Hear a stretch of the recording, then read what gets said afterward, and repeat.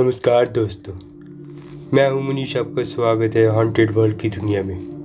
तो आज हम बात करेंगे एक नई सीरीज़ की। वो सीरीज़ का नाम है हेरिडेटरी। हम हेरिडेटरी मूवी को अच्छे से एक्सप्लेन करेंगे। एक ऐसी सुपर नेचुरल हॉरर मूवी जो कि डायरेक्ट की गई है। सो दोस्तों, बिना किसी देरी से अब हम हेरिडेटरी मूवी को एक्सप्लेन करते हैं।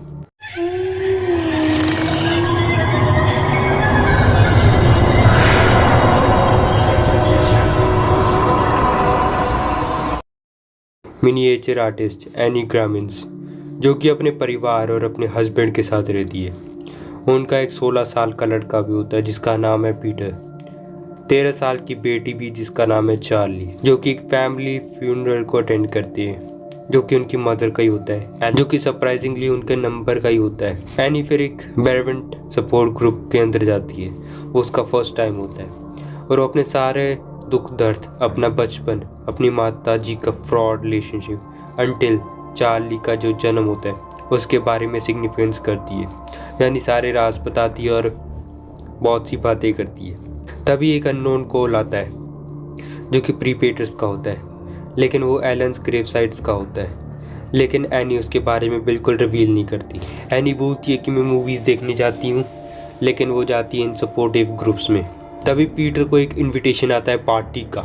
एनी उस पार्टी में चार्ली को अपने साथ ले जाने के लिए बोलती है, मतलब फोर्स करती है तरीके से, ताकि वो एनी को वो चार्ली को अपने साथ ले जा सके। वो दोनों पार्टी में चले जाते हैं रात को।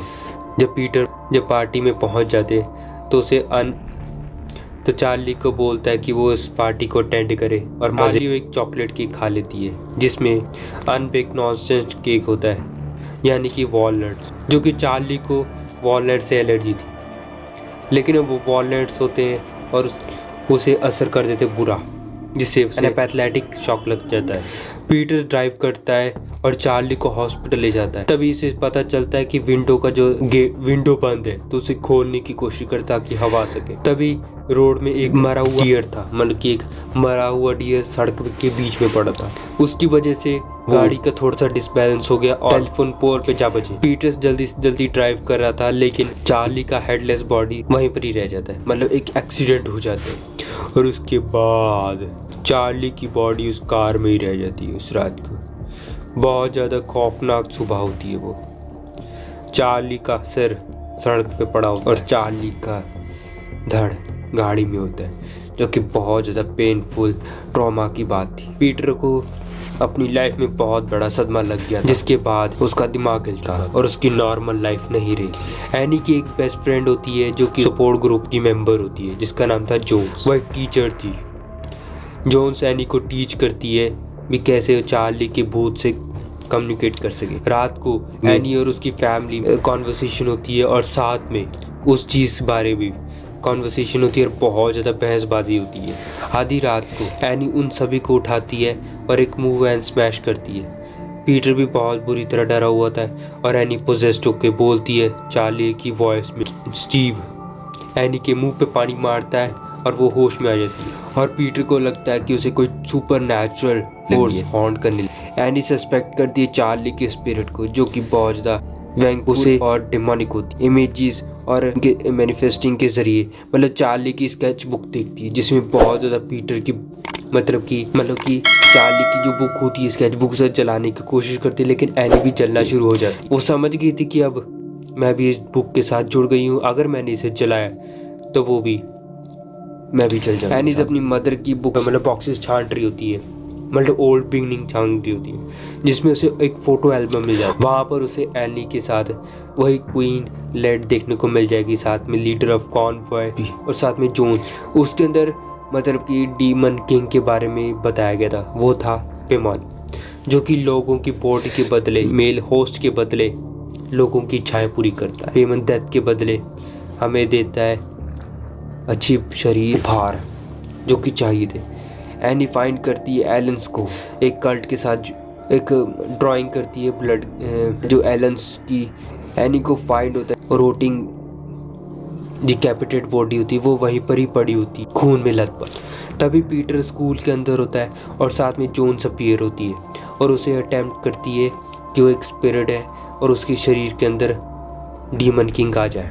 क्लास के अंदर पीटर कुछ अनसीन फोर्स को अपने अगेंस्ट देखता है और डेस्क के अंदर अपनी नॉइस को मार मार के तोड़ देता है। एनी फेस चीफ्स को टाई करती है, चार्ली की स्केचबुक के बारे में बताती है और उसे जलाने को कह देती है, लेकिन जला ही नहीं पाता क्योंकि उसकी भी ज़िंदगी जुड़ी हुई थी।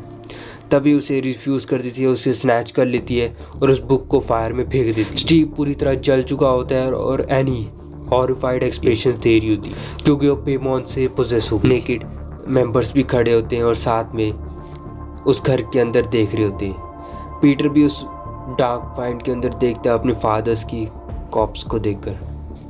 तभी सारे नोटिस करते हैं जो कॉम के अंदर मेंबर्स होते हैं वो सारे डोरवे होते हैं और साथ में पोजेस्ड होते हैं। एनी भी साथ में उसे चेज भी करते हैं और साथ में उसे अटेम्प्ट करते, उसे हाइड करते हैं एटिक के अंदर। पीटर के पीछे उसकी माँ पड़ जाती है ताकि क्योंकि उसे मार बहुत ज़्यादा खतरनाक सीन होता है और इसके बाद अपना सिर फोड़ लेती है मार मार के, लेकिन वो अंदर अपने आप को ही मतलब मारने लग जाती है।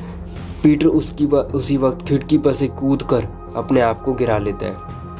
वो देखता है भी उस ट्री हाउस के अंदर उसकी आत्मा जा रही होती है लेविटेट करके, जिसके अंदर बहुत सारे कल्ट मेंबर्स होते हैं और नेकेड होते हैं, मतलब बिना कपड़े पाए हुए। और पीटर उसी चीज़ को देखता है और साथ में समझने की कोशिश करता है क्या हो रहा है, लेकिन बाद में सारे उसी को ही मतलब कि अपना देवता मानना शुरू कर देते हैं। मतलब उसके अंदर पेमोन की आत्मा आ चुकी होती है और साथ में जोन्स के मेंबर्स और जितने भी कॉवेंट्स होते हैं वो सारे हेडलेस होते हैं। जो पीटर की जो माँ थी और ग्रैंड मदर थी वो चार्ली को क्राउन पहनाती है और प्लेस इट कर देती है। जोन्स चली जाती है, जोन्स का हेड और वहीं पर ही होती है चार्ली के साथ उसी एड्रेस में, मतलब उस ट्री हाउस के अंदर उसे मतलब कि झुक कर उससे आशीर्वाद ले रहे थे क्योंकि वो समझ गए थे कि चार्ली के अंदर पेमोन आ चुका है।